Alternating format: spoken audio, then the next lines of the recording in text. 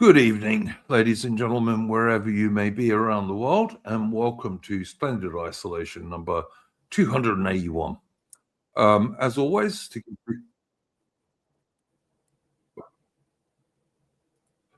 and there goes my boomerisms. But yeah, to give people time to join the stream, as always, I'm going to start us off with a tune. Take up the white man's burden, send forth the best ye breed. Go bind your sons to exile, to serve your captives' need, to wait in heavy harness on flooded folk and wild. Your new gods sullen peoples have devil and have child. Take up the white man's burden, in patience to abide, to veil the threats of terror and check the show of pride. By open speech and simple, 100 times made plain, to seek another's profit and work another's gain. Take up the white man's burden, the savage wars of peace. Fill full the mouth of famine and bid the sickness cease. And when your goal is nearest, the end for others sought, what's love that heed and folly? Bring all your hopes to naught. Take up the white man's burden, no tawdry rule of kings, but toil of serf and sweeper, the tale of common things. The ports ye shall not enter, the roads ye shall not tread. Go make them with your living and mark them with your dead. Take up the white man's burden and reap his old reward. The blame of those ye better, the hate of those ye guard, the cry of those ye humor, are slowly towards the light. Why brought ye us from bondage, a loved Egyptian night?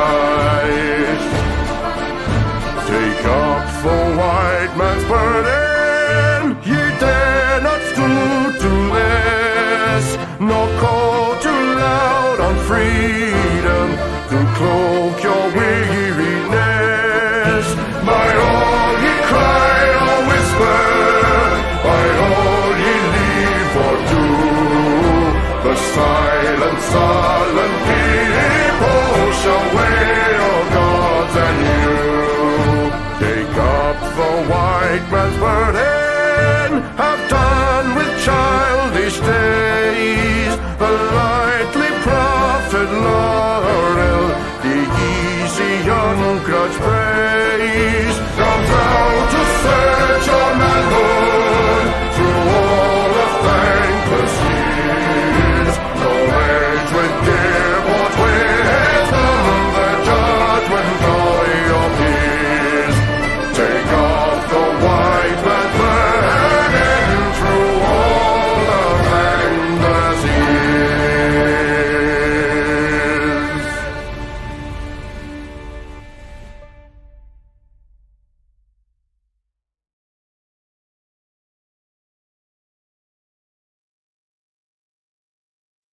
And that was the excellent Australian musician Chris Gard. If you like good music, go and check out his YouTube channel. I will just say to people, please like the stream if you're watching us. That really helps us on YouTube. And also, of course, you can support us on Subscribestar for a whole $5 a month, which will normally get you 8 or 9 streams, normally. So there you go. All right, guys. Good evening to Mitch and to Ataman. I believe AI is going to join us, but he said he's going to be a bit late. Don't know if we'll get anyone else. I did invite a few other people. And of course, anyone from my Discord can join the stream. So, did either of you two chaps have a first topic for this week? I suppose we'll talk about the shenanigans in Ceuta. Like where it was something like 60,000 in the space of 24 hours, which Yeah, and I think about more than half of them have already left, have they not? I mean, Spain has pretty low retention rates of their migrants. They usually go over to us. Yeah, but I mean, the guys who this is for anyone who doesn't know, this is one of several Spanish enclaves in North Africa, which have been Spanish since the 1500s. I saw like some people in the American government were supposedly making remarks about, oh well, it's in Morocco, so it should be Moroccan. I don't know. Did these Americans never look at Guantanamo Bay, which is in Cuba? Do they want to give that to the Cubans? I'm sure they should, if that's their view. But whatever. Well, Ceuta, I think, actually is one of the older ones. I think it's been around since the early 1400s. Oh, yeah, okay. Well, yeah, I know. Look, I know Yeah. it's been like 500 or 600 years anyway. So it's been a long time. Yeah, the Portuguese took it the same year we won Agincourt. That's how back it's been under Christian control, pretty much. The Portuguese took it because my British Army regiment's first battle honor is Tangier, which I think is something like 1680. And at that stage, Tangier was British, and the British got it because Charles II married Catherine of Braganza. So there you go. Yeah, and the thing was with that particular marriage, we got Bombay as a dowry, so that kind of kicked off the Arab Empire in India. Yeah. A two-edged sword. Two-edged sword these days. But yeah. Adam in chat said 1492. So I'll take him at his word on that. I think that sounds about right. Yeah, it was a very long time ago. It was about the same time that the Maoris arrived in New Zealand. In fact, possibly before they arrived in New Zealand. And the Maoris are indigenous, so whatever. Yeah, 1492. That's he's talking about the expulsions of the Inquisition. Oh yes, the start of the Golden Age and the end of the yeah. As you can see, it's like 21st of August, 1415. So it was literally before Agincourt. But it was under Portugal. Then it got transferred over to Spain because you had what was called because from 1580 to 1640, Portugal basically. Not part of Spain directly, but they had the same king because their royal family died out, and the Spanish were the closest royal relatives. So that's how far back you can go. Ceuta. It goes back to 1415, where the Portuguese took it, and they see that as a beginning of a Portuguese empire because at that time the Reconquista was largely completed for Portugal, and they were starting to look out to the seas. They wanted to get into the trading lanes and get around because the Portuguese did believe the idea that you could get around Africa and get into the Indian Ocean that way, rather than what was conventional at the time, which was, I think, there was a Greek fellow by the name of Ptolemy who said that there's no way around Africa, and of course the Portuguese proved him wrong.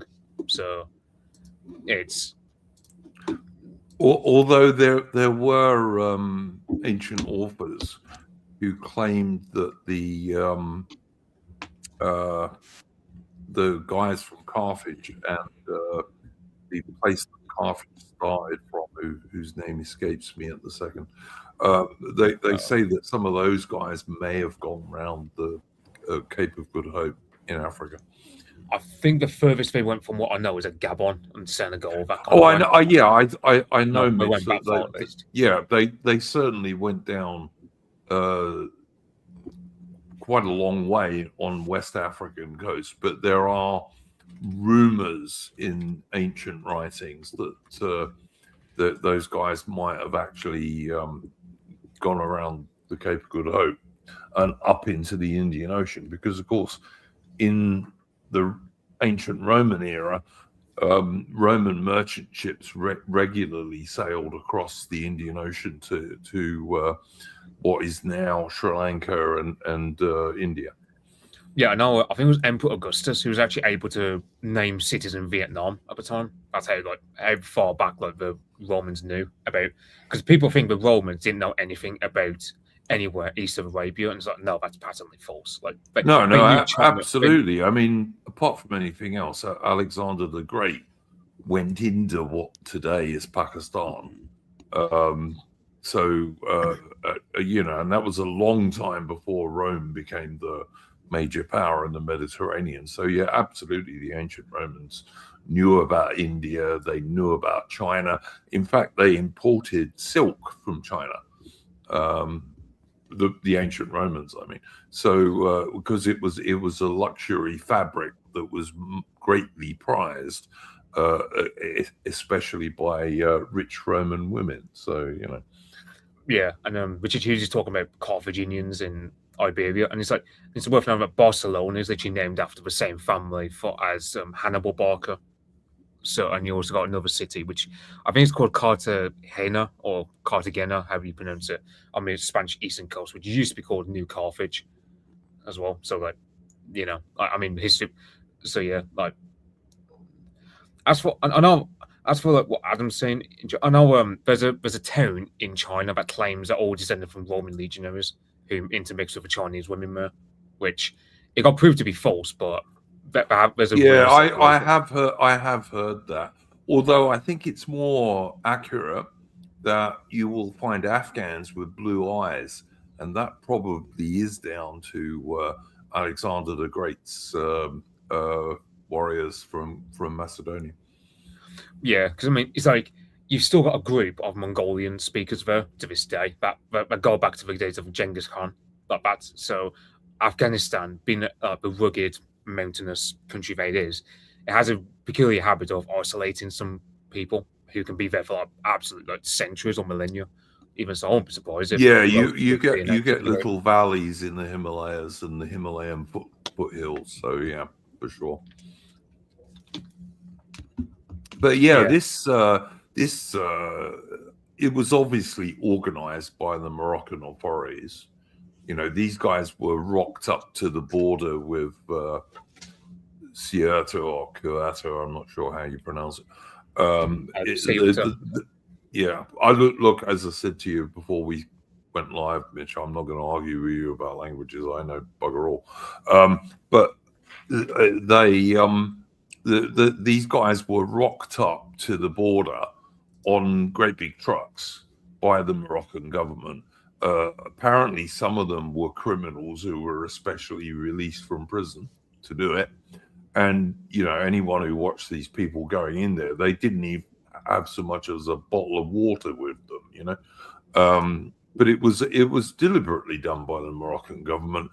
And the problem you have is that Spain's got a leftist government for a start, because if it wasn't a leftist government, they could have sent 5,000 soldiers over there, and they could have fucked these guys off very quickly if they'd have wanted to.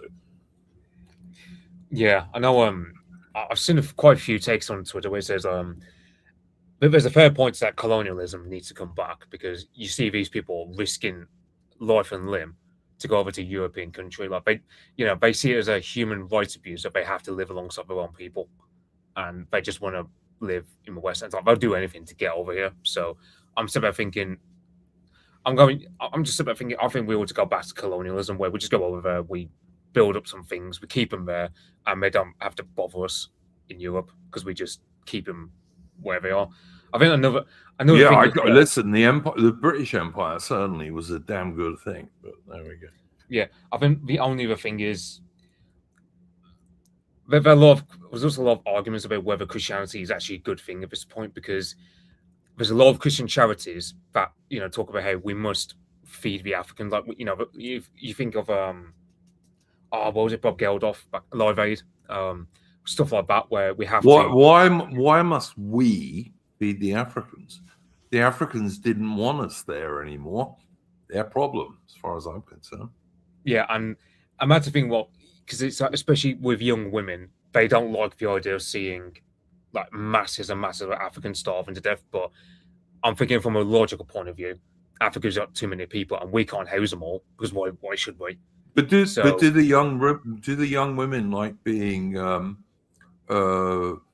essayed by these immigrants because they have very high rates of essaying? I'm coming to the realization that women, what they want. I mean, you think of that famous painting with Brennus when he sacks Rome, where all the Roman women are tied up.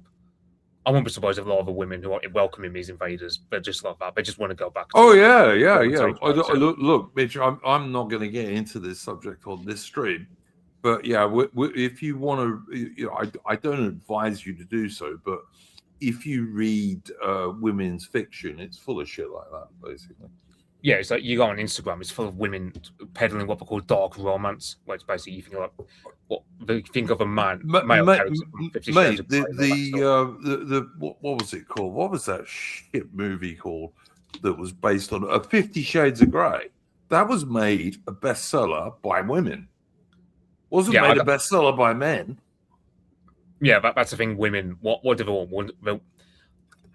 I don't know how far I can go with this, where it being cancelled by Egypt, but let's just say women want to have authority over them. Yes.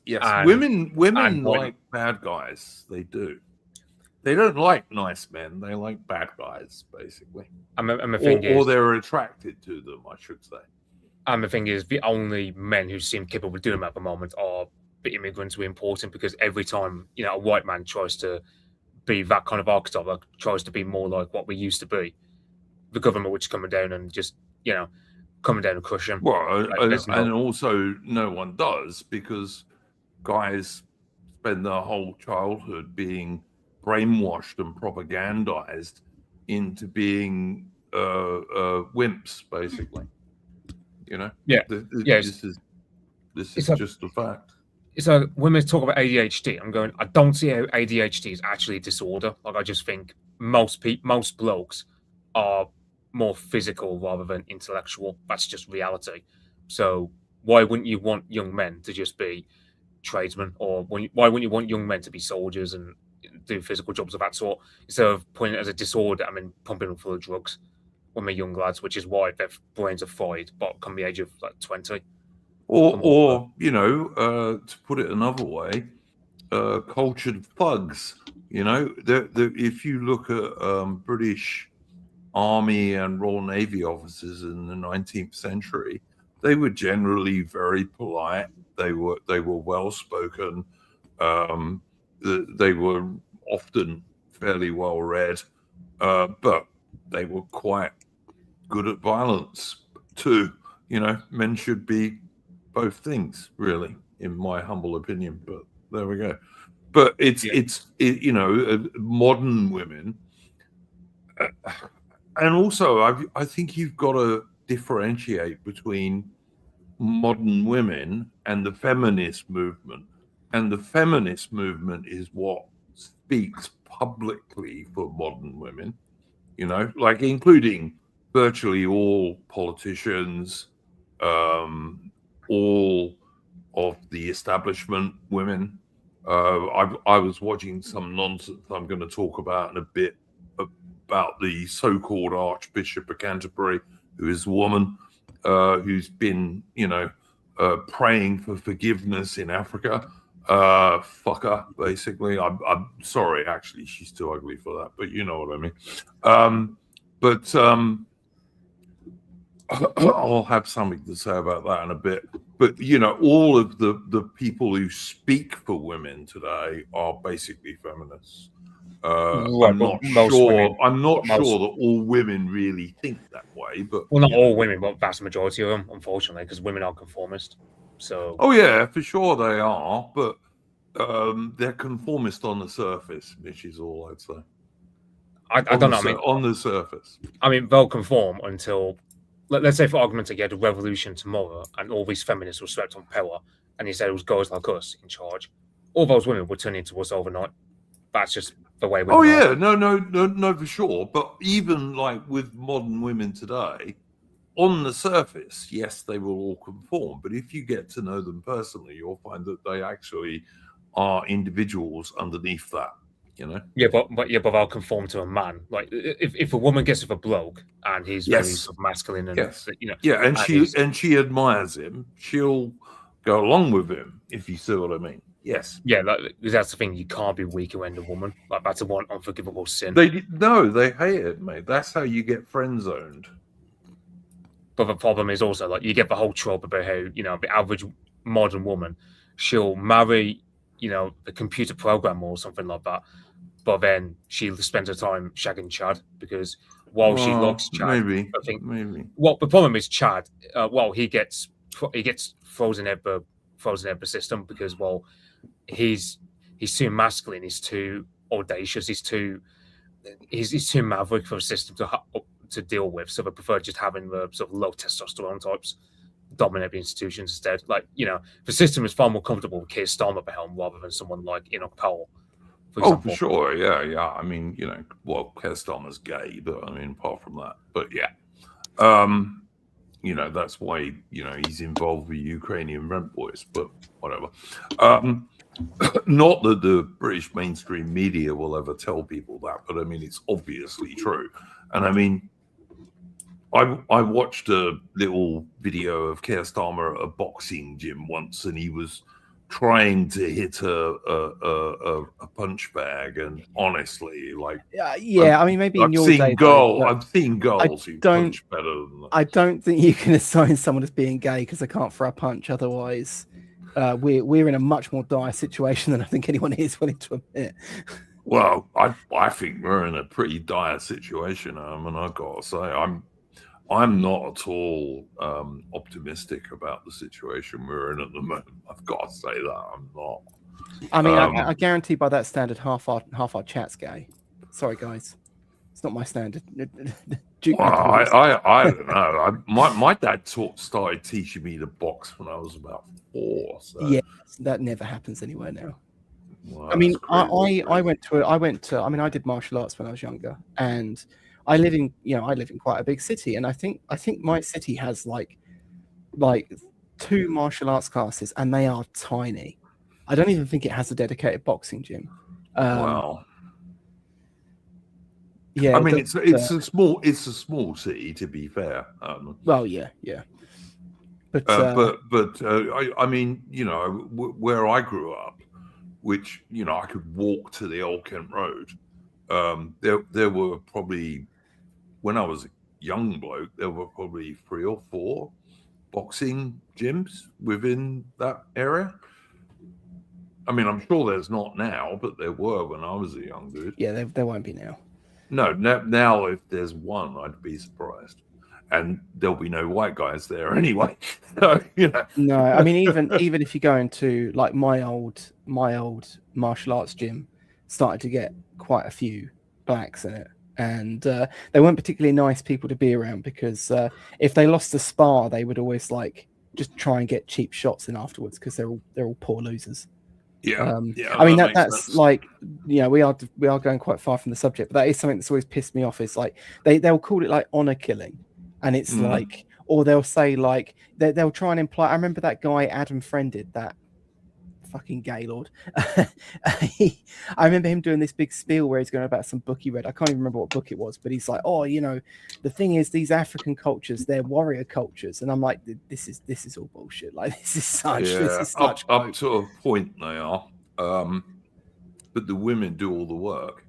But yeah, like I mean, I know the Zulus pretty well because I lived there for many years. And I had Zulu friends, and I can tell you that the blokes, the little boys look after the goats because they all have goats, and the men look after the cows because that's your wealth if you're a rural Zulu. All of the agricultural work, all of the housework, everything in terms of smallholding, gardening, and farming. All of that stuff is done by the women. All of it. Men don't do any of that. Right, Tacitus writes the same thing about ancient Germanic men. So I don't think it's. So, I mean, what can be said about the Zulus can be easily be said about what our ancestors were like. Oh yeah, yeah. The ancient Germans were probably quite similar to the Zulu in that regard, for sure, for sure. But also, of course, a Zulu can have as many wives as he wants, and he buys them with cows. A virgin is worth about 21 cows, which, to be fair, is quite a lot of money. So, you know, a bloke can't get his first wife until he's set himself up a bit. But yeah, that's the way it works over there. Adamant, I'm conscious that Adamant said we're wandering from the subject, and we're talking about this invasion of the Spanish territory in North Africa. I don't know what else to say about it, except that the Spanish should have sent more soldiers more quickly, and it was set up by the Moroccan government. I mean, I don't know what else you can say about it, really. I mean, the Spanish government is led by a guy called Pedro Sanchez, and he's a massive socialist, basically. He's one of these. I think, like, basically, from what I know, little I know about him, he's basically like a Spanish Corbyn. Like, he's kind of like, oh, why can't we all get along? And he's, you know, I see all the Israelis as well. They're talking about how, you know, it's good that Spain's getting invaded by the Muslims because, you know, oh, well, the Spanish talk about Palestine, blah, blah, blah. Therefore, you know, it's the same with when Israelis talk a lot of crap about Ireland because of Ireland's support in Palestine. It gets really annoying. And I've seen like one comment like from I think Israel's official Twitter account where they say, "Oh well, we've survived the Holocaust. We're not bothered by a comment section." Meanwhile, they put restrictions on people who post against them, and how insanely neurotic they are when they see people talk about certain trends with a certain minority group who are talking a lot of crap about Spain. I think Mossad just took a jig. Royal Biscuits is saying, who do we think organised this? It was organised by the Moroccan government, Royal Biscuits, obviously. They were trucked up to the border. Yeah, I know there's also a lot of people, because I reckon Marco Rubio is pro-Morocco. Like, apparently he's anti-Spain because the Trump admin, of course, are very pro-Israel. And Spain didn't join their poxy little war with Israel against Iran. Yeah, I know. And this strategy is also like both the MO of North African countries and of Israel. Like, Israel's done this in the past. Other North African countries have done this in the past. It's kind of, it's very much like the sort of fourth generational warfare of sort of the Jerusalem sect, as it were. But yeah, it's. I mean, they did this with Lebanon, didn't they? They done it. I think it's funny though, Armin, because you know all Israel does is takes over more and more territory all the time. So why is it they want to stop Spain having territory? Because like Israel doesn't ever give up anything. They don't. That's they illegally occupy loads of bits of around the country. You're viewing this like a white person. You're trying to see like logic in their actions, but they're but they're just like the average like the amount of in-group preference that like a white person could imagine anyone having that does not even scratch the surface of like the average black or the average Jew, to be honest, the average Israeli. No, I agree. They are simply acting in what they think is the best interests of their tribe, you know. And that's probably why I long ago stopped being a fan of Israel. Well, I always think of that Weinstein one. I can't remember which one of the fat brothers it is that done this. I think one of them isn't fat, is he? One of them is. One of the Weinstein brothers went to Italy on holiday, and then was like taking this crappy picture of him holding his fat middle finger up to the Arch of Titus, and it's like, you know, still all these years later, engaged in some sort of like millennia old, years ago. Yeah, millennia old millennia-old blood feud with the people who they claim don't exist but do exist and couldn't give less of a shit. Like, it's It's like insane. that Soprano scene where the Jewish fella goes, "Where are the Romans now?" Yeah, and Gandolfini is like, "You're looking at him, asshole." And like, yeah. I love that. Yeah. scene. I watched a video on some stream I was watching yesterday, I think, and it was the gay pride parade in Tel Aviv. That was pretty amusing. Yeah.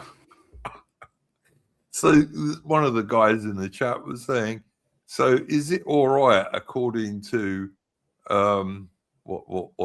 is it all right according to the rabbi to put your dick in some bloke's ass?" Fucking hell.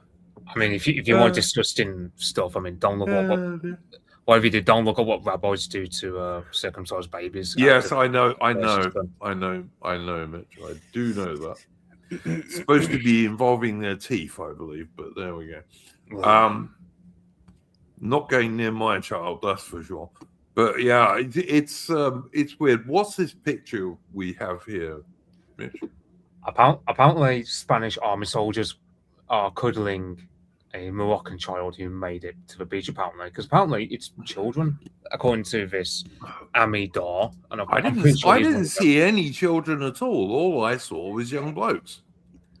It's like I'm looking at this. I'm looking at the background, going, but yeah, I don't know what's going on. I mean, also, if I don't know why on earth would you as a soldier be welcome, be hugging an illegal immigrant as well? Well, I wouldn't be, that's for sure. But I mean, I think I can't. I mean, I'm pretty sure the army, because I remember this one Spanish feminist, she was posting about how much she hates the army because she's a patriarchal institution and all the rest of it. But then she was first posting over some army guys who had their shirts unbuttoned and within their chest out and whatnot, in the midst of an army parade. It's like, and I would say Spanish feminism is really insane. It's comparable to Australian feminism. From what I've heard. Look, the truth of the matter is women shouldn't have the vote, but I mean that's just the truth. It's a bit more nuanced for me because it's worth noting. You take Italy in the 1960s; it would have gone communist if it weren't for women voting for the Conservative Party or Christian Democrats, I think they're called. So it's kind of iffy. But yeah, these days I'm not. I look at most. I think most men shouldn't be allowed to vote, let alone most women. Well, yeah.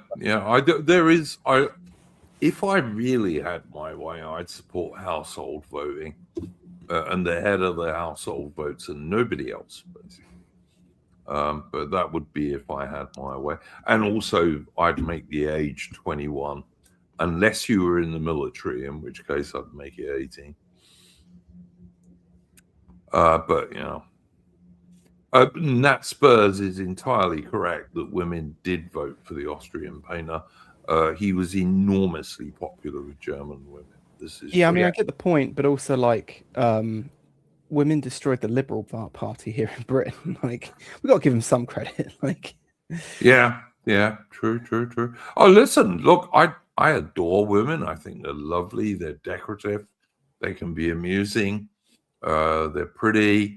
But I don't take their views on anything very seriously, to be honest with you. But nor should anyone, really.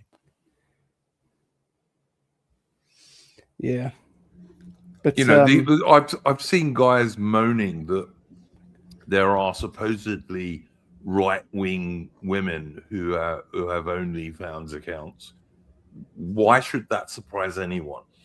Women can do anything. They can do fishing, they can do camping, they can do yachting, you name it. And always what they do is appear in the skimpiest outfits possible because that's how they get their views. And I don't blame women for that. Blame women for that. But to bring it back to Ceuta or Ceuta, if you want to go with the English pronunciation, I've been fucking driven mad the last couple of days by the sort of Brit lib response to this, where they're like running around ineffectually screaming like, you don't even know that that's in Africa. It's like, what difference does that make to them, really? Like, what, like their None. argument has always been that you can wholesale just replace a population in a given Yep. landmass, and it doesn't matter, because the argument they make, which they don't believe in, but they do at least try to claim, is that it's the culture and institutions of that land that make it what it is. And it's like, okay, so does that infer some importance on borders? Apparently fucking not. Not now, Yeah. not ever. Yeah. And it's like, these people are just full on blood and soil nationalists, just only for petty groups that they like. Yeah, you know, look, can you imagine, Alman, if, say, you and I and Mitch, we got 2 ocean liners together and we filled them with British guys, and we said, okay, we're going to go and land in Ghana and take it over. Can you imagine what these guys would say? Yeah. Yeah. But if it's the other way around, if they're coming from Ghana and going to Britain or a bit of Spain or wherever it might be, that's fine. That's perfectly all right. Mm. It's so fucking hypocritical and obviously nonsense, you know? Yeah, and it's like they've been saying that they've been sending them back. That I mean, first off, they were like, "Oh, there's only a couple of hundred," and it's like now it's come out, what, there's 60,000. Yeah. And then they're like, well, they've all been sent back. Like, even like I had family members that are like, no, I've heard they've all been sent back. And it's like, I was looking at Spanish articles from outlets over there on the first day that this started kicking off, which, to be fair, this started off as a steady stream from like the 22nd of July. But of course, the videos we saw of the other day were of like a big push, a particularly large wave. And they were saying that, like, even of those first groups that came over, there was just of those in the first couple of days, there were like 600 that have already been shipped to the mainland. And there are like very prominent figures within the Spanish ruling party that are basically saying that they're going to have to accommodate them and they're going to spread them across all of these Spanish regions. You know, and I've been talking to people in Spain who've been saying that, like, even a lot of lefties are like properly spurging out over the fact that they might actually have these people, stationed somewhere near them. Look, you can guarantee, because as Mitch said earlier, Spain doesn't keep that many of its third world economic migrants, because Spain is not in the best position in Europe by any means. Yeah, they have, what's their retention rate? Like 50%. It's the lowest in Europe, I think. You can guarantee that at least 10 or 15% of these wanks are going to end up coming to Britain. Yeah. Yeah. Guarantee it. I mean, this is the thing, to be honest, thank fucking God for Brexit. I can't believe I'm saying that. For all the shit that Brexit, all the dragging through the mud that Brexit gets, some rightly and some wrongly, like being out of that fucking zone. So a rogue state, the like Schengen zone, yeah. But why just give them all passports and then they could just move here anyway? But Adam, why is Gibraltar part of the Schengen zone when Gibraltar is British? This is something I do not understand at all. See, we did Brexit, but we didn't do it properly. Yeah. We should have totally done Brexit. You know, nothing to do with Europe whatsoever. Yeah. The thing is, I mean, does that even protect us? Because under our elite now, I mean, this was always kind of my position. This was kind of why I voted Remain in the first place. I was always kind of like, well, my God, I never knew. I've told you that so many times before. I probably blanked it out as being something I didn't want to right, know. but the thing is, let's be honest with ourselves. Like, immigration here was always a choice. Like, I didn't really sign up for all the other Euroscepticism because I did, but yeah, sure. I mean, the whole bendy bananas thing never really sold me on it. But the thing is that if you've got the same political elite in, the same ones that made this conscious choice to do this, it's not, we weren't. Oh, nothing. So long as you've got Andy Burnham as Prime Minister, nothing's going to change. Absolutely. I mean, someone in chat said, or anybody anybody like Andy Burnham. Yeah, someone in chat said Brexit was a stitch up. I'm not going to go that far. I don't think that's true, but no, look, it's just the case that Brexit wasn't going to get rid of the political class. Yeah, it was just and going to shuffle around. As soon as Alexander, so-called Boris Johnson, said, "Let's get Brexit done," I knew it was going to be a stitch up, because it was. Because he didn't do Brexit. Like, he left Northern Ireland out on a limb. Obviously, as we can now see, he left places like Gibraltar, which is British, out on a limb. You know, I mean, I'm fully up with supporting Spain having their holdings in North Africa, but at the same time, Gibraltar's British, and I'd go to war with Spain over Gibraltar without even thinking about it. I absolutely would. If the Spanish want to invade Gibraltar, I'd go kill them. I mean, if a Franco 2.0 took power in Spain tomorrow and pledged to fix this in Spain, I'd probably go fight for the Spanish. Not because I'm any sort of traitor to Britain, but just because I see what you're saying. And this is also kind of the other thing, I suppose, because I'm just of a slightly different generation. But I don't know. I think by the time I was kind of coming of age, we'd been separated so much from the rest of the Anglosphere that I kind of just saw for the foreseeable future that our future would be with Europe.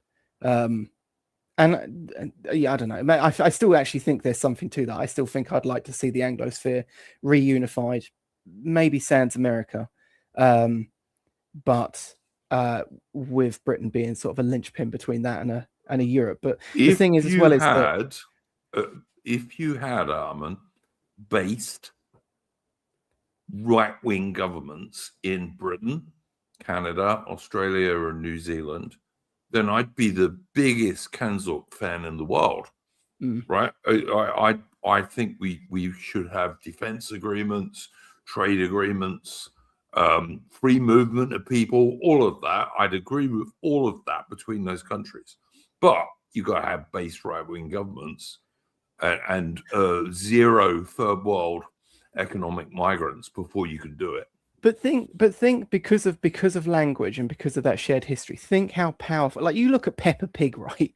How we had like literal American kids speaking in English accents, and you look at like the early Tumblr sphere, all of the Britphilia surrounding, like, you know, Sherlock Holmes adaptations and Doctor Who. Like, even if you just had a base British government in Britain, the amount of like propaganda damage you can do to all these non-based aligned regimes in the rest of the Anglosphere.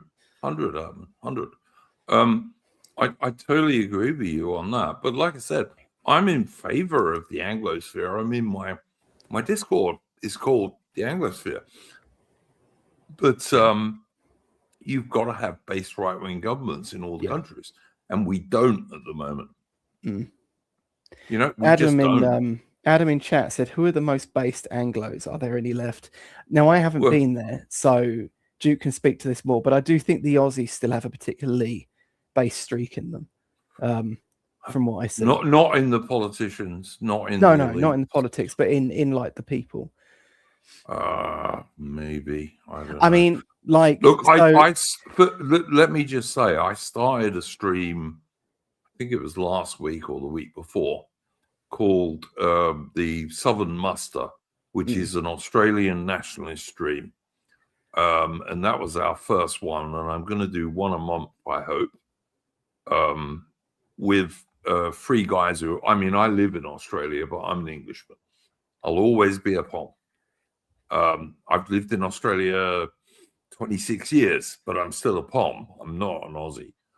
But the people I was doing the stream with were all Australians. And I'll do one of those once a month.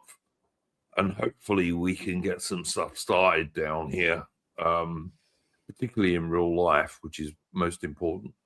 But the Australian elites and politicians are at least as bad as the English and British ones, to be honest. Right, but the thing is sure, politicians, but like, so obviously I quite like my cycling. That's sort of like like when it comes to fitness and activity. I mean, I lift weights, but I also like to ride the bicycles.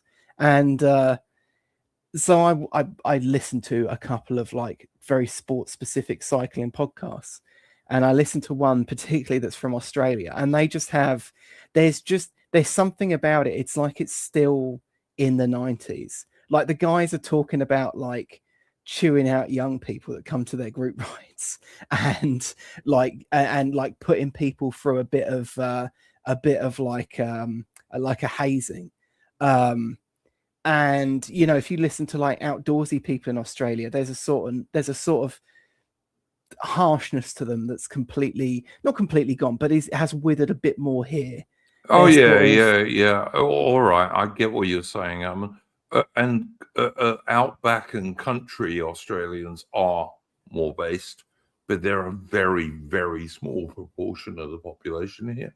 Like Australia is one of the most urbanized populations in the world. Yeah. Because the middle of Australia is mostly either desert or semi-desert, you know.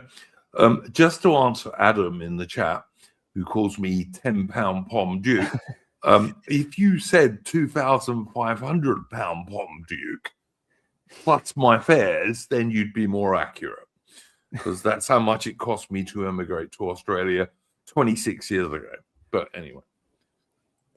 What's the because it's like we always hear this thing where people go, oh, Australia is like full of convicts, and then you look and it's like most Australians were like legitimate settlers and only a very small proportion were like convicts. Yeah, the vast majority of Australians were free settlers. Is it the same with post World War II British immigration to Australia? Is there actually not that many 10-pound Poms and like tons? Oh no, there are loads of 10-pound Poms, but that was the post World War II up until about 1965 thing. Yeah. There are loads. But there's still there. I mean, there was tons of English immigration into Australia in like the 2000s, like absolutely tons. Well, yeah, but not compared to the number of Indians. Well, the Indian one's like more like the 2010s, though, isn't it? That's yeah. These days, the Indians and the Chinese are close seconds. I think there were lefties in Australia celebrating last year, I think, that the Indians had overtaken the English as the biggest number of immigrants into Australia. Imagine celebrating that and still pretending like you're they're lefties. Discombobulated human capital. Yeah, you bear in mind they're lefties and they're basically anti-white is the truth of it. Yeah. You know? This is why they love Aboriginal people and what have you, who you know were in the Stone Age in the 19th century. But anyway, the point I was going to make is that yes, the Indians overtook the English, but if you included all of the British, they didn't. So they were celebrating a little bit too quick, really. Yeah, I mean, these people are just gross. I mean, I often think Brit-libs are some of the worst in the world, but I've been told, funnily enough, this week I've been told by Spanish people that the Spanish ones are worse, and I've also been told by Aussies that the Aussie ones are worse. So, yeah, but I mean, yeah, it's I don't know. Like someone said, I think it was Davey. He said that like that there's still a lot of nationalist sentiment in Britain. There's a lot in England. Like the average Englishman can still be quite hard-nosed on this stuff when you push the right buttons. And it's like Liverpool. I always hate the conversation surrounding Liverpool because like that whole Scouse not English thing, it's a thing, but it is somewhat overblown. I mean, I've sort of I watched myself in the past. I've watched that chap with the YouTube channel, Adam, you know the guy I'm talking about, who's always talking about Liverpool. Owens. Yeah, Joe Owens. Yeah, Joe Owens. Good bloke. I like him. You know, he doesn't say Liverpool's not part of England. Well, this is actually the thing. I've seen polling more recently where they basically said that, oh, actually, yeah, Liverpudlians just overwhelmingly call themselves English, like not even British. They're just overwhelmingly, they're like full on rah When I England. was in the army, Adam, and I was in a London regiment, so most of the guys were from London, but we had a few guys from different places. And the funniest guys were almost always Liverpudlians, to be honest. You know, the guys with the best sense of humor. Well, but this is the thing, though. Like the lefties, Davey just brought up The Place in the Sun. I remember that show. I mean, that was a big thing. I don't think you even see that on TV anymore. But yeah, like the thing with the Liverpool thing is like lefties actually really give the game away. They really tell themselves with that because they think that because those people vote Labour because they have this sort of historic issue with the Tories, they're like, oh, they're just like us. They hate England too. And it's like, hang on a minute, you weren't supposed to say that bit out loud. Well, it's a bit like going to Glasgow, Adam, and like I used to like Glasgow back in the 1990s. Glasgow was a nice town, yeah, and bits of it were very Catholic and Irish. This is why you got Celtic up there as a football team. But if you went to the Rangers areas of Glasgow, you know, Glasgow Rangers, they're very pro-Ulster, pro-loyalist, pro the monarchy. You know, it's never as simple as people think it is. You know. No. Oh yeah, I used to be quite ignorant on this stuff, but I did end up looking into. I think we had a guy who we used to bring on occasionally, who you were good friends with. I think Royal Oak, and he was quite big on. Him. He was quite big on the sort of like strong nationalist, like unionist sentiment. Sorry, in Scotland, and I remember after he brought it up and was talking about it, looking into it for quite a while, and being like, you know, looking into like why it is that Rangers kind of fall on one side of the island, Celtic on the other, and also like the history of football hooliganism in Scotland is something that I could still only scratch the surface of, but it's very interesting when you get into it. It's well, like, Adam, you all know Craig in our Discord. He's a Scot, and he's very much a Ulster loyalist, pro Scot. You know, like when I lived in Stirling, which is midway between Glasgow and Edinburgh, basically, they had orange marches. You know, Scotland is not as simple as people think it is at all. And the Scottish National Party is almost as much as an Irish National Party as it is Scottish. Yes. Oh yeah, I mean, in this fact, is probably thing, more so in some respects. This is why it's never had huge support in the Highlands, for example, which is actually Scottish. You know what I mean? I went up on a business trip to Inverness, of all places, once, and these two like local lasses were like showing me around, and it was like the middle of winter, and they wanted me to go up and see what's the battlefield up there outside of Inverness? Is it? What's the name of it? Culloden, Culloden, yeah. They wanted to show me like Culloden, and we went up there in the car. They drove me up there in their car, and we just stand around in this field in the dark. It was like 6 PM in like December. A good trip though. It was a lot of fun. But it's lovely up there, mate. But you should go in the summer. You should go in the summer, Alan. Scotland in the winter is not the best of places, but in the summer it can be lovely. I still liked it in its own way. It was quite bleak. It was quite. Scotland is lovely at all times, but in the summer it can be really beautiful, actually. Yeah, and it's and it's like that.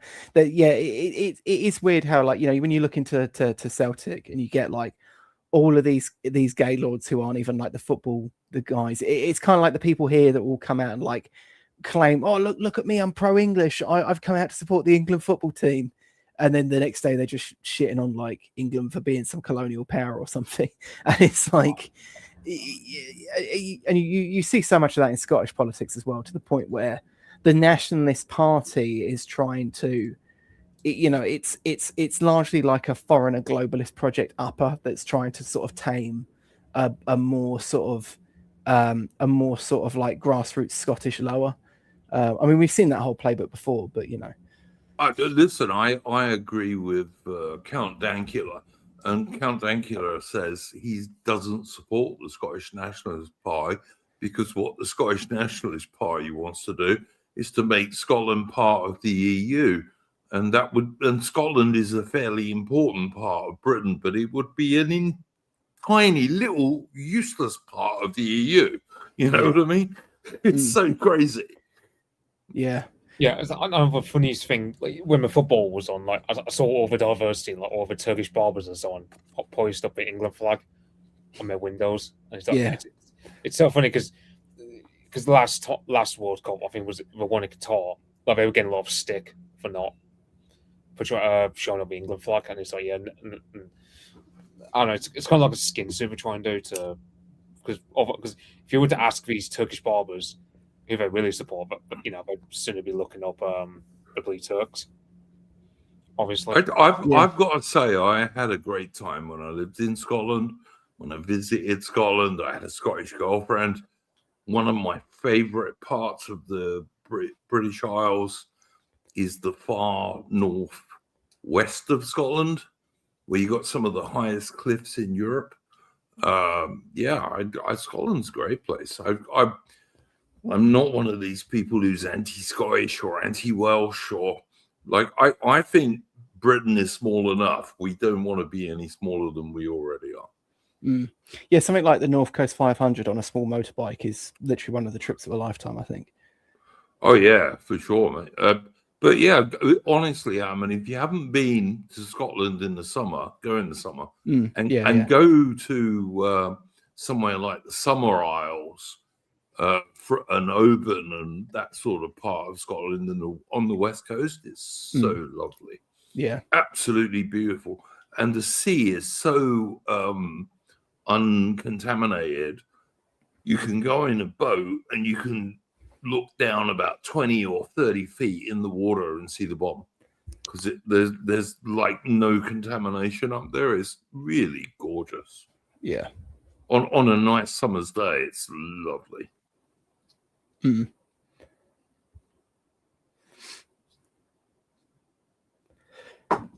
Did we have anything else to say about this incursion into the Spanish territory? Because, like I say, my only point was it was organized by the Moroccan government. It wasn't spontaneous at all, and it's the Spanish people's own fault, or their government's fault, that these guys were not chucked out immediately. Because what the Spanish should have done was stuck 5,000 soldiers on aircraft and landed them there and chased them out at bayonet point, basically.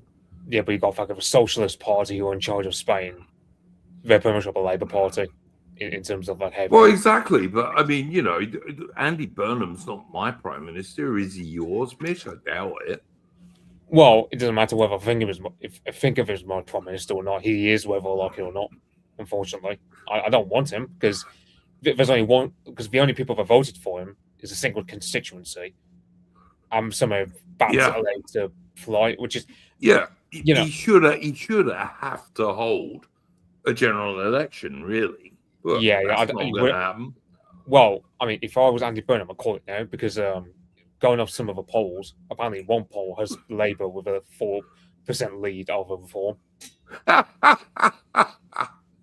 Oh God, the stupidity of normies! Like, I just don't know, mate. This is number 281 of these streams, and since we started, I think we've been more or less on the same theme. The mass third world migration is the root of almost all evils. I'm going to be pedantic about that. So I don't think it's a root, but it certainly makes everything worse to the point where everything just becomes shitified. So, for example, housing crisis. I wonder how much of a housing crisis would be a thing when off of a mass immigration. Yeah. Well, it wouldn't, because there'd be plenty of houses. I don't know about that. I think I Well, think it makes it far. I think it makes like 90% of the issue, but I think there's still got something of. would I not be right in saying, Mitch, that there are probably 8 to 10 million immigrants in Britain? More than that. More like 20 million. Right. So you get rid of those people, right? I don't think there'd be a housing crisis at all. I think one of the main problems with it is like, so the average new build near me will be just like 2-3 bedrooms, and it's like, okay, if you're wanting people to have a healthy birth rate, you want to have, ideally you want people to have an average of 3 children, but like the houses we're building are not meant for that, so it's just that, and also they're poorly designed anyway. I mean, the house I live in, the ceilings are designed too high, so basically without heating, you're knackered in the winter. So again, that's another problem. It's like I don't think you solve everything purely through deportations, but I think that, Eric Zemmour said something similar. In fact, he said mass immigration isn't the root of all these problems, but it certainly makes it far, far worse than otherwise would be. For sure. Well, the thing is, as well, is that like you would still end up like, let's say you could click your fingers and they're all gone tomorrow.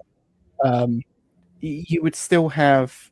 You would then have the issue, which is like due to like deindustrialization policies and other such policies. Like, For sure. There's a mass concentration of also shitty jobs, but there's a mass concentration of them in like specific areas. So you're still going to have huge amounts of demand in those areas. The thing is, of course, is that ultimately the immigration and the deindustrialization and all the various other issues are kind of downstream of one main issue, which is that, since World War I, we just haven't had a good political elite in this country, and they've been unwilling to shuffle out of the way and let something new come in. Sure. Yeah. Don't disagree. Sort of like the eternal boomers, but also they've just constantly misled the country with horrific policies and awful ideas. And yeah, it's I don't disagree with any of that, but my view is that if you got rid of, I would get rid of like all of the immigrants out of Britain, first generation, second generation included. I would be happy if Britain was like 95% white, basically. And if some of those are Europeans or Americans, don't really care. But if you got to that situation, you would solve the housing problem. House prices and rents would go down quite considerably. You know what the truly absurd thing about that is? You'd also, sorry, mate, I'll let you come in a sec. But also, you would provide a lot more jobs for people. Yeah, the thing is that, like, what's really absurd about that though is that most people to be honest, a genuine lefty is very, very rare in this country. Like an actual true believing lefty, like, because most of them are actually like, if you said to them, well, I believe in controlled immigration at a bare minimum, I believe in Britain being like 95% white British or more, if you can get them past the sort of stink face of that, they actually just turn around and say they agree with you, but they think that that's what we have now. Like, they're so misinformed about about the state of immigration, about the demographics of the wider country. You see this all the time. The amount of times you talk, there was a woman I was talking to, and she was like, "Oh, you're talking about these problems with like drug use, and then you were talking about them being black," and I was like, "Yeah," and she was like, "Well, all the ones I see are white."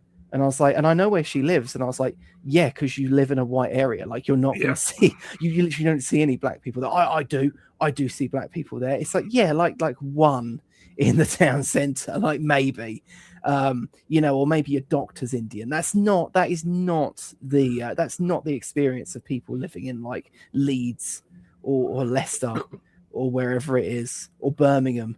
They're just on another plane. Yeah. Totally agree. Raw Biscuits is saying if you took the immigrants away, you would also crash the housing market. Good. The British housing market needs crashing. But they underpin the pensions, though. You would have to manage that. I don't care about the pensions, Adam. Listen. I'm 61 years old, and I am not going to get a pension. I'm not going to get one. I guarantee you. I could possibly get one if I live to 68, which I don't think I will. But I don't think there'll be one by the time I'm 68, even if I'm still alive, which I doubt. You can just manage it. You can just manage that loss. It's easy to do. Or you can have a system whereby the government buys back negative equity off of people.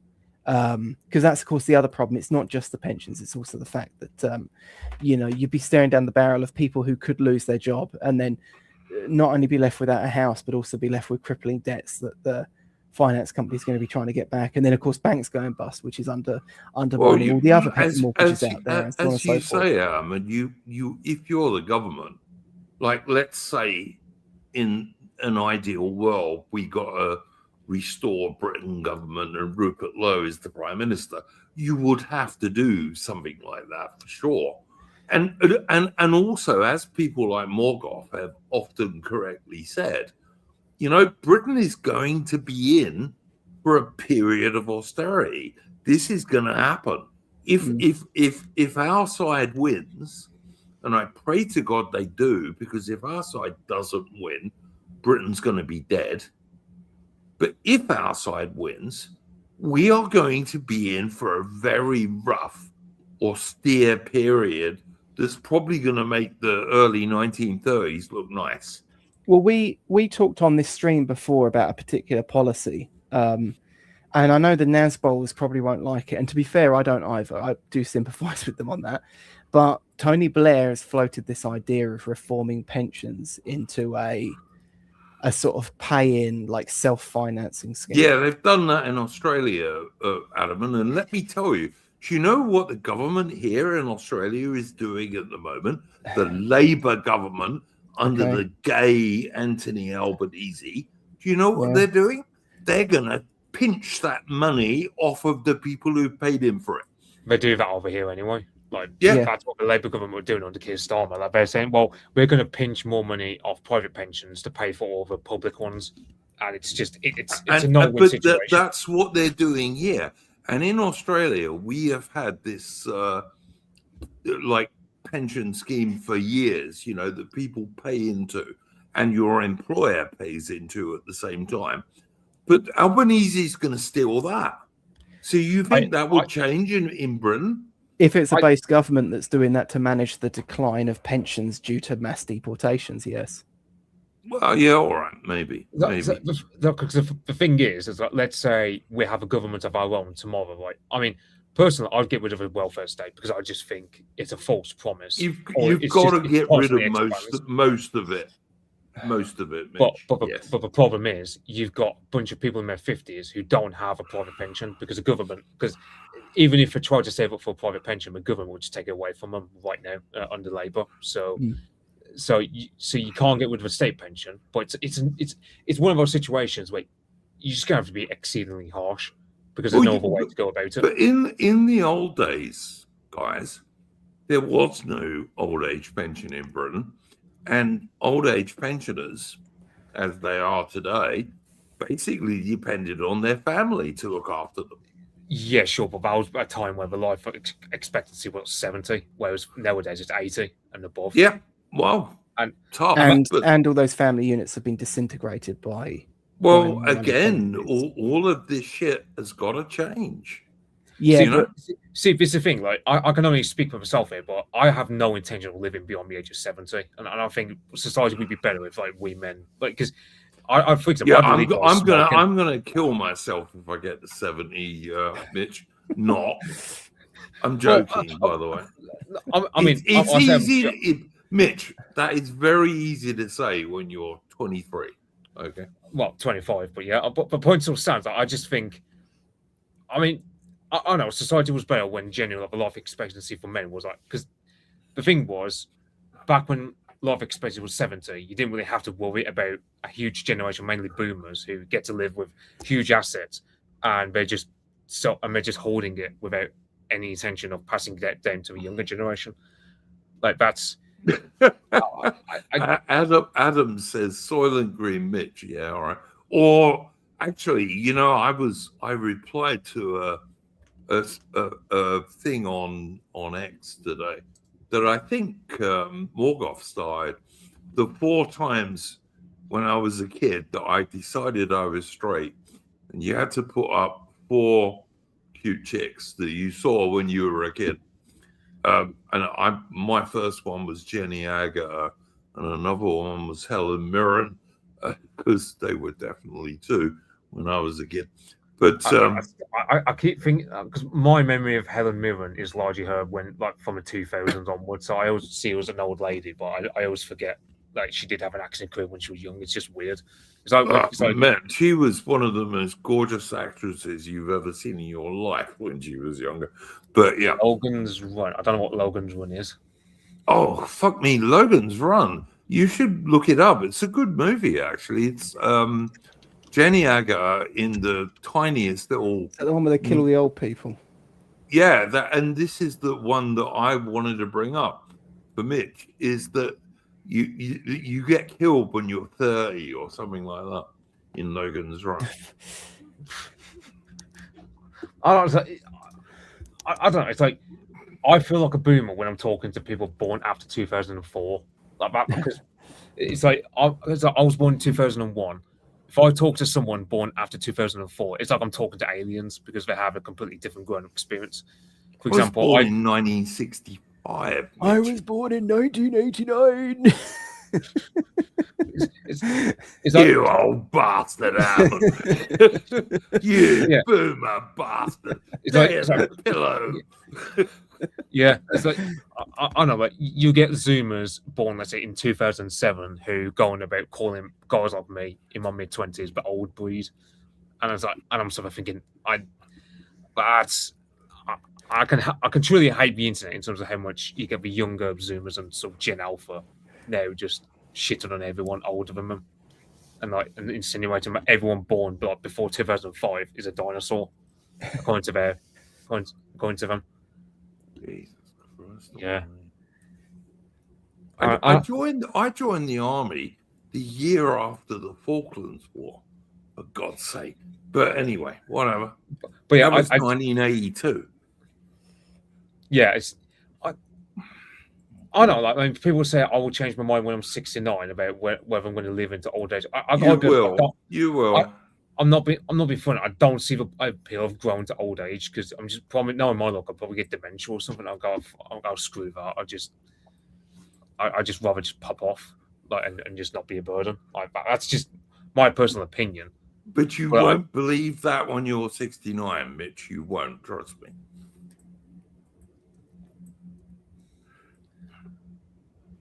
In what way will you be a burden exactly? Well, I mean, how many?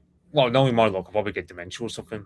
No, my luck. Oh, okay, right, fair enough. So if you got dementia, hopefully your loving children will have you killed. Okay, good. I don't wish that on you, mate. I really don't. But this is the thing. This is why I don't particularly. I know, when people are talking about the state euthanasia thing, it's like there's an element of I don't like it because why should the state decide when people should die? Because, well, I don't trust the NHS. They shouldn't. They shouldn't. And it's a slippery slope, Mitch, and everyone on the right understands the slippery slope is a real thing. You know, you say one thing's okay, and it just gets worse and worse and worse. But then I also think, the curse of it, because there's a certain curse that happens with being elderly, which is, well, you have elderly generation. All right, Mitch. All I would say is, I don't want to turn to the boomers. That's all I'm going to say. I mean, we see what happens to the boomers, and let's just say we don't want another repeat of that generation. So Mitch, that's the point. Let me give you an example. There's a pretty good American TV show called Landman. Okay. Yeah, I know it because I've watched it. I've watched. Oh, first season. cool. I've pretty much watched. I mean, I've watched so many clips of it online. But pretty much, I might as well say I've watched the first season. Well, I send you a link where you can watch both seasons if you want to, and there's a third coming up in the end of the year. But it's Billy Bob Thornton is the dude, and it's set in Texas, in the oil area of Texas, and it's pretty good. And the main reason I like it is Billy Bob Thornton's wife in it is the cutest MILF you've ever seen in your life. Like, really drop dead gorgeous blonde girl. Talking about, one thing the internet has started sending me lately is I love YouTubers about, like, they're going about a trend apparently where guys of my age, like in my mid to like late 20s, apparently a lot of guys my age are going into dating women in their 30s because apparently, and I'm not I always did, mate. When I was 18, my favorite girls were always about 29, 30, 31, always. Good God. Yeah. Always much cuter. And but knew like, what they were doing. But yeah. yeah. So the thing is, like, my generation of women, like, they're bloody awful to deal with because it's just. Well, yeah. Who would want to deal with a 19-year-old these days, for God's sake? Well, but then you're men, apparently. Yeah, I wouldn't want to do it. But anyway, this show is really good because, as I said, the MILF in that he's probably the best MILF on TV at the moment. Cute blonde girl. And her daughter is this 20-year-old blonde cheerleader chick who's also cute. But the point I was trying to make was that Billy Bob Thornton's dad in it is like supposed to be this 80-year-old dude. Sam Elliott plays him. Yeah, and he wants to die. So what Billy Bob Thornton does is he goes to this strip joint and he gets this striptease girl to go and be his dad's physiotherapist. And his dad immediately improves. It's really cool, actually. Not being a burden. I know, like the only scene I've seen of Sam Elliott in that one where apparently he's meant to be his 80-year-old guy in it, and he sleeps with his like 30-year-old bird. That's the only scene. Yeah, this is the stripper who his son gets to go and be his physiotherapist. It's cool. It's nice. Nothing wrong with it. And his mum is dead, so no one's being unfaithful. Yeah, I think regarding the original topic of Ceuta and all the Moroccans, I think all we said, because it's like I tied it into is Christianity fit for use in this time, and what is it with women? Is it indeed? I don't know if it is or not, but I'm an agnostic, so I mean, I know Jonathan Bowden, he calls himself a pagan because he believed that the best thing to be was a pagan. Because I know Christianity is a very universal mindset. Well, we're all cultural Christians, but I don't know. I mean, the churches are empty, for God's sake. Yeah, because it's full of women, mainly. Women because they're full of. They're not full. They have a half dozen little old ladies in them, basically. Yeah, and the last time we heard of like an old church attending lady, she was Anne Widdecombe, and she got battered to death by a bloody shitload in her own house. So it's kind of like but that's all right, mate, because lefties are allowed to kill right wingers, didn't you know? Yeah, but I mean, I don't know what British saying Catholic. I mean, I can't stand the Catholic Church, to be honest, so I could never get into that. But yeah. I'm officially Church of England, but in reality, I'm an agnostic. And I'll tell you partly why. The so-called Archbishop of Canterbury, who is a woman, and I don't think the head of the Church of England can be a woman, to be honest. Well, I mean,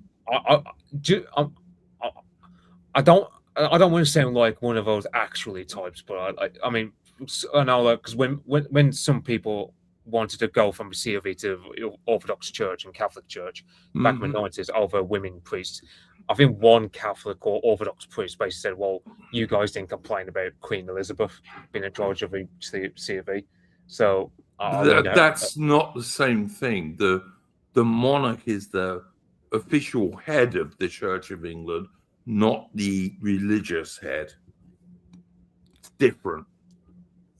Yeah, but that Orthodox or Catholic priest, whatever it was, Yeah, he would I argue. don't give a shit about that Orthodox or Catholic priest. But basically, Yeah, they're saying, look, like, because Elizabeth did have a photo of a religion. Like, she was the one who brought in the religious settlement, where basically said, "Oh, the C of E dominates, but Catholics can be allowed to do what they want, so long as they're loyal." And it's kind of like that. Yeah, I did. Elizabeth I said, "I don't want to look into men's hearts," which is fine and was good. But the point I'm trying to make is that the monarch of Britain is the head of the Church of England, but the religious head of the Church of England is the Archbishop of Canterbury, and that cannot be a woman, but it is at the moment. And at the moment, she's in Ghana praying for forgiveness, right? And you know what? Britain was the first country in the whole world. Yeah, no one thanks us over it. So no. I know, Mitch, but let me finish. Britain was the first country in the whole world to stop slavery and the slave trade, and we did so at the cost of considerable blood and treasure, like of sailors and soldiers and Royal Marines, and of vast amounts of money. And she should have gone to Sierra Leone, next door to Ghana, where Britain set up a colony specifically for the tens and tens of thousands of slaves who the Royal Navy freed. And do you know who was doing the enslaving? The people in fucking Ghana. Yeah, we know. But I would just the black guys in Ghana were the people who were enslaving people. I was going to say, seeing as how. Oh, speak of the devil. I was going to ask AI. Like, I was going to say, like, AI. If I imagine AI and I would probably ask the same question, which is, do you think we should bring back slavery? Yeah. Yeah, 100%. But this time, what we do is we'll do the Arab method, where we'll just castrate the fuckers so they can't reproduce. Exactly. So they can't breed. Yep, exactly. Yeah. And also, so their generations can't bitch and moan about my future, great grandchildren, about how evil we were. So, I mean, yeah, that's what I would do. And to be honest, and this is a controversial statement. In the Roman Empire, to be a slave was actually quite a high status position, particularly if you were in like a patrician family. You had Greek slaves who were tutors. It was a very respectable and honourable position. Well, it wasn't and also Roman slaves were often freed as well. But yeah. There were methods to freedom. There were, and they did hold rights. One thing that actually you couldn't abuse your slaves in a cruel and malicious way. There were like laws and things. So it wasn't, of course there's like this popular myth around those things came in gradually, to be fair, but yeah. Well, yeah. It depends what sort of slave. If you were some filthy Carthaginian or Celt or something, then no. Those things came in gradually. Can we not talk historical bollocks on my show, please? All right. They came in gradually. I'm just full on TND at this point. Listen, I'm full on that we should never have got rid of it, because we get no thanks for it whatsoever, and we have stupid idiot slut women like the so-called Archbishop of Canterbury praying for forgiveness. Get fucked. She should go to hell. Oh, is this what triggered the question by Mitch? Then it was the Archbishop. She was in Yeah, the Ghana or Archbishop something. of Yeah, Canterbury in yeah. Ghana praying for forgiveness. Who was she praying for forgiveness for? Hopefully, the Ashanti, who were the main people who took the slaves in the first place. Well, the thing is, like, slavery still goes on in West Africa. That Moroccan It's breakaway grown. state. It's Yeah, grown since the end of colonialism. Slavery is like far bigger than it was in the 1960s now in Africa. yeah. All these bleeding heart liberals, who I remember back in 2011, were baying for blood of Gaddafi and his government. Got what they wanted, and look at Libya now. It's been the source of a lot of the migrants into Europe through to Italy, but also, and more importantly, it has become the centre of, as you said, like a vast modern slave market trade across the country. Yeah, and you can't It even it fucking it buy it, one. ne- It's it, like, it, it never died out totally in North Africa and Arabia. It still goes on there under various guises. And as people are saying in the chat, since the ending of Gaddafi in Libya, it's become even more common in Africa.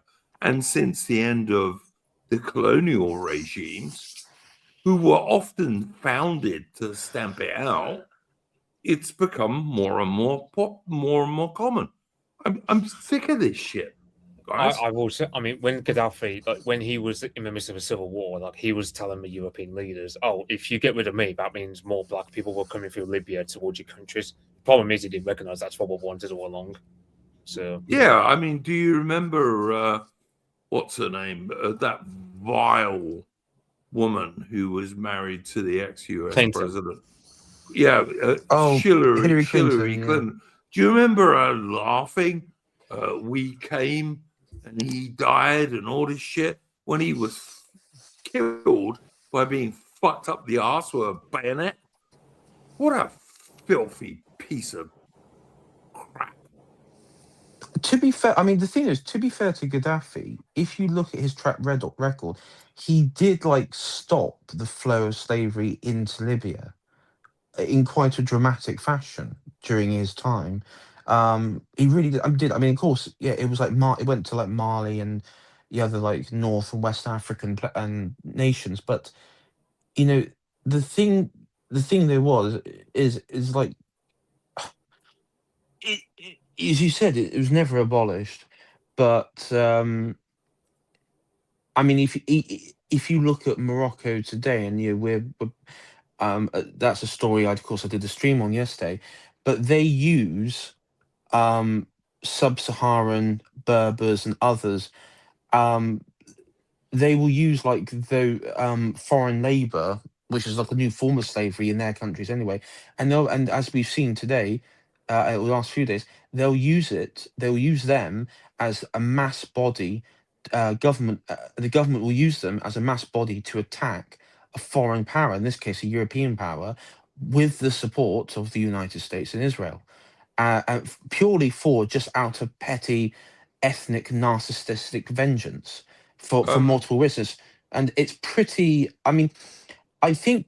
I mean, I know there's a lot of people who've been talking about what's been going on in Spain and how bad it is. I think the we've worst been talking factor. about this AI for an hour and a half. Can I Okay, just say? Can I just say to Olan DB in the chat? The chief pilot of the Red Arrows is not a bird. The squadron commander is, but she doesn't fly. She doesn't fly. Okay. She doesn't fly with the Red Arrows. is this like, yeah. is this like Boomer shouting at the clouds thing? Like, No. AI, carry on. I'm sorry. I was just annoyed because I've seen this before.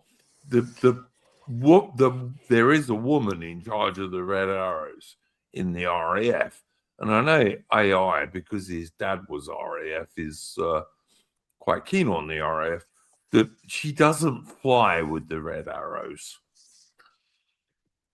No, all red arrows are well, they're current, some expert current serving pilots, and they have to have like a certain level of experience. And so, yeah, I mean, I've met a few Red Arrow people and pilots, and yeah, I was going to say, from my knowledge, even to this day, it's all men. I don't know a single. I mean, you have like female ground crew that work with each different Yeah, jet, but that's the separate point thing. is Yeah. the AI, the squadron commander of the Red Arrows, sadly, is a woman, but she doesn't fly with them. Is No, my she's point. like it's a desk job. It's a desk job. Yeah, Yeah, no, no, no. exactly. Yeah, doesn't fly. Yeah, so I was going about the Spanish enclave. What makes probably, because I know the story's been covered by a few content, well, I say a few, a lot of content creators in America and particularly here in Britain as well. You know, Islamic invasion, and for me, one thing that they've all been missing is actually this was not just a ragtag team of NGOs that has got like a, a couple hundred people to cross a border. This was orchestrated, and these fuckers are gloaty about it on social media all day today, yesterday, and day before. Um, it was orchestrated by the Kingdom of Morocco, who were the main instigators, with the support of the United States and Israel. Israel wanted to do it because Spain wouldn't back them during their, you know, uh, war with the Arabs and the Iranians this year. Also, there's a deep historic hatred due to Isabella and the Spanish monarchy, let's say. You also, on the other side of this, you have America, who is in cahoots, and they're not happy with Spain because of the relationship with NATO, but also, um, again, similar, not agreeing to geopolitical American goals in the region.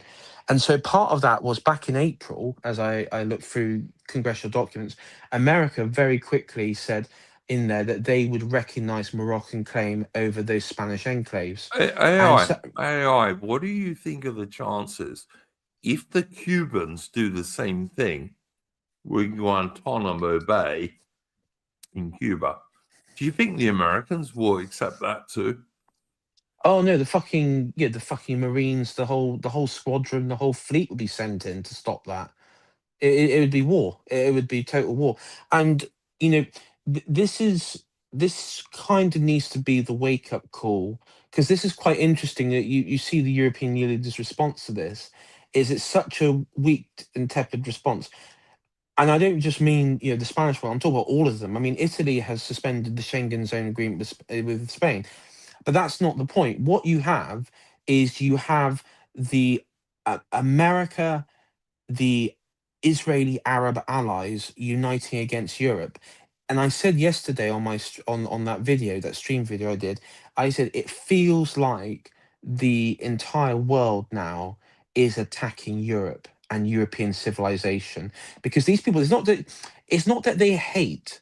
I mean, they couldn't give a damn whether it be a crazy communist Marxist open borders fanatic running Spain, or some conservative Franco, loving patriot running Spain. They don't care. They hate them because they're European and because they hate our civilization. They hate our civilization because of what we achieve, and also because of what we did to their ancestors. And and Spain particularly, because Spain, what is it?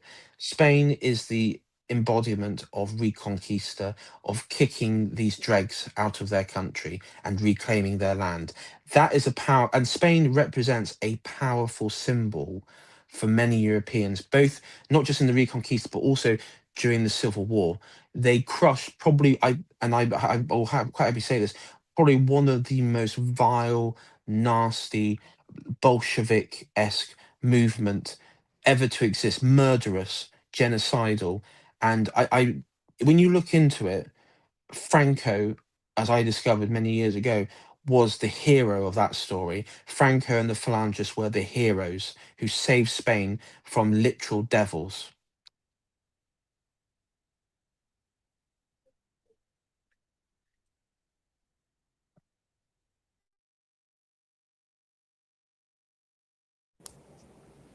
Yeah. It was But it's infuriating. it is, and that's where lessons. I mean, and the problem is, there's going to be more content, but you'll probably have like Tim Pool tomorrow talking about Islamification of Europe or something. It's just like, and the worst thing about this is the Americans have, with the help, basically with backing, the MAGA and Trump, they have basically killed off the last Christian city in North Africa. I mean, there's the majority Christian city in North Africa. There is none now. The That was the last one. Before, yes, 3 days ago, Ceuta was 60% Spanish Roman Catholic. It's not now. It's now a majority, well, Arab Moroccans who were going around. Well, according to some of the footage, it looks like they're raping, pillaging, burning, looting, robbing, occupying homes, and it's been organised by supposedly the saviors of Europe. I mean, give me a break. Yeah.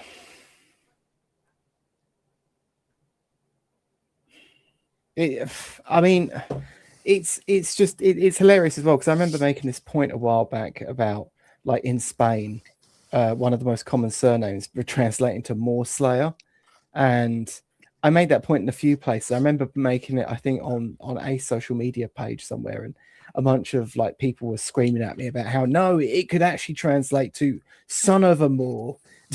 And it's like, okay, come on, be honest, like, which one's more likely? But and I don't know, I kind of wish they had that spirit in them now, but it's I've hated everything about this whole situation, from listening to these people give their fucking 2 cents that no one asked for, to actually seeing the videos. I mean, if the European Union wants to do anything good, and they never will, but I mean, now is the time.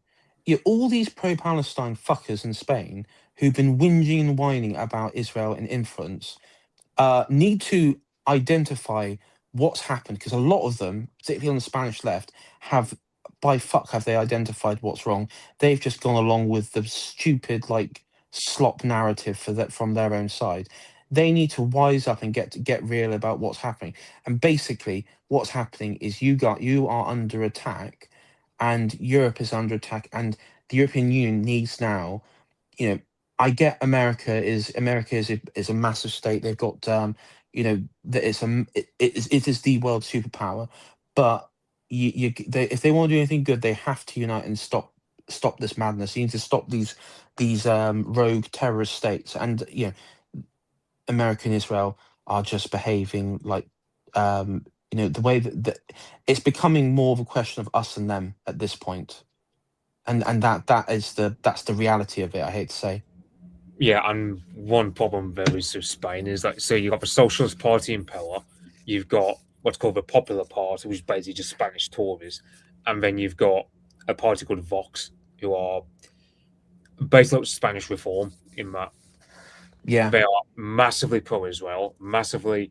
They've sure this article called Hispanidad, where the Spanish nationalists believe that they have more brotherhood with Latin Americans than they do with other Europeans, like Portuguese and Oh Italians and stuff. God. Yeah. So So yeah, there's a bit of like empire-esque nostalgia with them. Yeah. I mean, I Vox, but the trouble is, Vox, like reform, they've gone back in the pos. I mean, the thing there is, the Spanish people need to, particularly the Spanish right, they need to get over their Franco. I mean, the reason why the Portuguese and Spanish don't have many nationalist movements is because they have like this, there's like this big cultural thing of not leaning to nationalism because of Franco, or because of the junta in Portugal. I mean, I think that if the Germans can get over it, I think you guys can get over it. Quite frankly, you need to get past that. And also, by the way, as I said yesterday, someone needs to remind the Spanish monarchy who was the person who brought them back when he didn't need to, on his deathbed. Who brought them back? It was General Franco. He brought them back. He wanted the Bourbons back, and they came back. Yeah, all true. I think we're spending too much time on Iberians, to be honest. Probably. Although I know AI is like someone who wants to point out the Portuguese menace, but I tell you what, if this happened with a Portuguese enclave, yes, and I will say this because you know this as well, Andrew. The Portuguese did, they held off in Africa. They held off. I mean, to a point. If this happened with like the French or the Portuguese, do you think they would? What do you think the response would be? Because well, the French would run away and surrender, but the Portuguese would probably fight. To be honest, I think the Portuguese would fight. They wouldn't. Yeah, they wouldn't take this line down. No. I had a mate in the South African Defence Force who had started fighting against commies in Mozambique. Then he went to Rhodesia and he fought against the commies in Rhodesia. And when I knew him, he was in the South African Defence Force fighting against commies in South Africa. Well, in Southwest Africa, but in the South African Defence Force. And he was totally insane, I got to say. Like, being a passenger in his car was more scary than being fired at by SWAPO, and he did eventually kill himself in a car crash. And I'm fairly convinced that was at least semi-deliberately. But yeah, he was a really good bloke, and he was Portuguese. So there you go. So I know at some point I'm planning on doing Portuguese Empire on my channel one time, especially like Portuguese colonial wars. And basically, yeah, the only thing that ended it was I don't know if it. Well, it was the coup. It was the coup. Yeah, Carnation Revolution, when the communists took over, basically. Yeah, because there were some people that say it was the CIA who helped to organise it. I won't be surprised because I mean, I think that wouldn't surprise me either. I mean, most evil in the world is either the CIA or their little buddies MI6. But yeah, I mean, you got. I mean, the thing about Franco was, I mean, I know there was Carlists, but the Carlist movement at that point, I don't know how much it felt. From what I've read about it by the time of the Spanish Civil War, it felt more like a LARP rather than anything serious because it wasn't like the 19th century. No, there were a lot of Carlist soldiers. Oh yeah, there were plenty of them. Like if you read Mine Worth Trouble by Kemp. Peter Kemp, yeah. Yeah. And he'll talk about how Carlists, they were some of the there were loads of Carlist soldiers for sure. Yeah, it's like one Spanish communist minister. He said there was nothing more terrifying than a Carlist who's just received communion with Christ, because of that, of course, meant that guy would die like a Viking berserker, like as in they'll fight to the last drop of blood in their eyes. So yeah, so I wouldn't say it was LARPing by the time of the Spanish Civil War. Yeah, but it was more a matter of like in the 1940s. They weren't really in a position to restore the monarchy. They just kept throwing grenades at Falangist meetings, and the Falangists kept throwing grenades at them. It was kind of like a weird situation where that's why then you have the Blue Division that Franco sends out to Russia, basically full of Falangists who were always troublemakers and hooligans in Franco's eye. So. Yeah, no, but like all I was trying to say was that in the Spanish Civil War, in the 1930s, the Carlists were far from LARPing. There were loads of Carlist soldiers who fought on the nationalist side. Yeah, I suppose another thing about Portugal is how.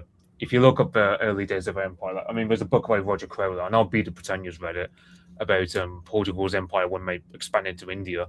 And it's like you often get these battles where it's similar to it's like you think of Rorke's Drift, where you have like not even 200 Brits up against like 4,000 Zulus. You have similar battles like that where the Portuguese they only have like a dozen ships or so, and they're dealing with like 300 Indians and they win because their Yeah. ships are just a lot better. Yeah. So it's kind of like I know another thing people I don't know. I mean, people might be interested if you're, I suppose, you're into football. I suppose, or Cristiano Ronaldo, like his father served in the Portuguese war in Angola, if I remember correctly, got PTSD from it and died from alcoholism. So, you know, it's apparently from what I've heard, the Portuguese colonial wars, the way some people talk about it, was like Portugal's Vietnam, which I don't know. I mean, to my mind, anyway, the Portuguese colonial wars are 100% based and justified. So Yes and no, yeah. And when Angola and Mozambique went left wing, that exposed the whole of the white south of Africa because that was the flanks of Rhodesia and South Africa, basically. But yeah.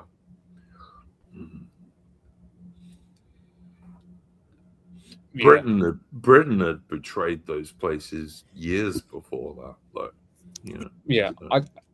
I wonder like what alternate Can timeline I there would ask be. you guys? Can I ask you guys?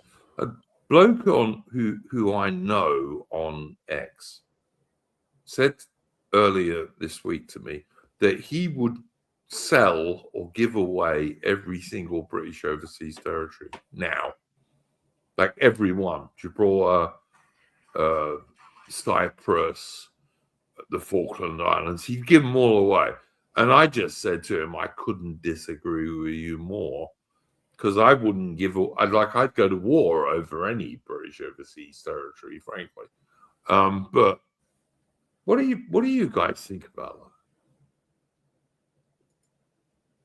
Well, I don't know. I mean, why would I want to? It depends on the territory, I suppose. But like, I don't really want to go and fight and die for a territory that is currently in the possession of a government that hates me. No. Assuming we had a base government, all right. Well, okay. Well, yeah, then yeah, I probably would, but I'm not sure if that's the angle that person was saying. Well, I mean, I presume it. If someone, this guy, I think is on the right. If you're on the right, then you're hoping for a base government, I guess. I'm sorry if somewhere's British now. If you want to take it over, you better beat the British Armed Forces first, because otherwise you're not going to do it. I mean, so they can flood it with rounds. I mean, the thing is, like, Yeah, exactly. the Falklands being like not a direct like British territory, and instead being like this sort of British overseas territory denomination. They're all called that, Adamant, right? If I had my way, I would go the French route, and I would make them overseas territories of Britain. That's what the French do with their overseas territories. Like, all their colonies now are part of France. I would do that. That would be a disaster, though, because then they would just flood the place with Africans. No, we haven't got any Africans. What? No. What I'm saying is, if you had a based right-wing government, okay. Well, yeah, sure, yeah, then you make all there are 14 British overseas territories. I just make them part of Britain. Yeah, maybe, right? But I'm sure that wasn't the implication that person was going into that conversation with. Well, he just wanted to give them all away. Yeah. And I'm sorry, I wouldn't do that. Not a chance. Like, technically, the sun still does not set on the British Empire. There is no time in the 24 hours when the sun is not shining on some British overseas territory. And I'd keep it that way, personally. But then I'm in favor of tradition, and also what we have, we hold. And if you give things up, people think you're weak. As we have discovered, I think, over the last 70 years. You know, the more you give up, the weaker people think you are. I mean, Adam's saying how patriotic people became over the Falklands when we played against Argentina. I mean, funnily enough, we don't really think it. Like, it's like, I don't know. It's like, for example, in Serbia, right, they're very spurgy about Kosovo. I mean, Albanians are as well. But if you ask the average Serb, do you think of Kosovo every single day of the week? They'll probably say no. They just focus on their own life. But whenever it's brought up, yeah, they'll be very patriotic about it. So why? I don't get that argument. Like, I'm going, of course, we English are going to be very patriotic about the Falklands whenever they're mentioned. Well, I see communists on bloody TikTok who are also patriotic about it. Which you know the Argentines are really scummy when we even got our shit lips to start being patriotic for once when it comes to the Falklands issue. Woodpit says the base on the Chagos Islands is valuable. That's the British Indian Ocean territory, which Starmer tried to give away. Actually, to pay to give away. But yes, it is, because every British warship and submarine that goes down to Australia or New Zealand stops at the Chagos Islands. So yes, it is. Because it's kind of like a halfway point where you can stock up on fuel and food and all this kind of stuff. And also it's quite valuable if Britain ever got a RAF that was working properly again and had more than 50 aircraft. But yeah. Yeah, the other thing is there's some marine wildlife around Chagos Islands which is endangered, which the British protect, but nobody else would. Yes. No, like Mauritius, they're ally of China, of course, and you know what the Chinese would do if they get. Well, they'd eat them because China eats every single animal they can find. But yes. Yeah. But yeah, and you know, the Falkland Islands, for example, 253 British guys got killed taking that back. So I ain't giving that away. Sorry. Yeah, like you truly say something how scummy the Argentines are, those are people, when you factor that even our communists have to signal how patriotic they are when it comes to the Falklands War issue. Like even our communists, even our most obnoxious leftists have to signal as patriotic when it comes to the Falklands War. That's how scummy the Argentines are. Like even the shitlibs we've got who hate us won't side with the Argentines over that. Look, I'm. This stuff just makes me angry. I'm not gonna ever give away British territory anywhere, and the Ascension Island we need to keep because that's where we need to put a barbed wire camp for all the illegal economic migrants who arrive in Britain. They need to get sent to Ascension, which is a volcanic island. I mean, I remember when Reform were proposing, like, putting migration detention centres in like areas that vote Labour. For example, Makerfield, which I'm not being funny. I'm not being funny. Makerfield. I mean, they elected Andy Burnham, and now we have to suffer him for the next few years. I'm so I think you know what. Like, there are plenty of people in this country where I just look at them and think, how the hell am I meant to share a country with these people? I just can't. Fact that there's so many people in this country who are just look and go, but no hopers. Yeah, there's a lot of defeatists in Britain these days, I must say. I'm not talking about defeatist. I'm not talking about defeatist. I'm talking about people just who are shitlibs, who just hate us. Yeah, well, the same difference. Yeah. All right. I mean, defeatist implies that they're on our side, whereas I'm not. No, they're not. Oh, okay. You're all right. I'm not talking about doomers. Like there are a lot of doomers on our side. There are. Well, I think default state of being for right winger is to be a doomer. I think Spengler, I think it was, or more like Morgoth said about it a while back. Then it was Spengler, where he said basically the average right winger by nature is pessimistic because there's that saying, optimism is cowardice. Whichever way you view that saying, whether you disagree or agree with it or not, that's just a trend you notice. I Amongst get what you're Marxist saying, but I can't say that about the country I love. I can't, because bad luck apart from anything else. But yeah. Adamant, are you still up for the history of Hope Not Hate on Wednesday? I've been quite derailed in my research, but yeah, I suppose so. I hope so, because I publicized it last Wednesday. So yeah, I think this should be pretty good, actually.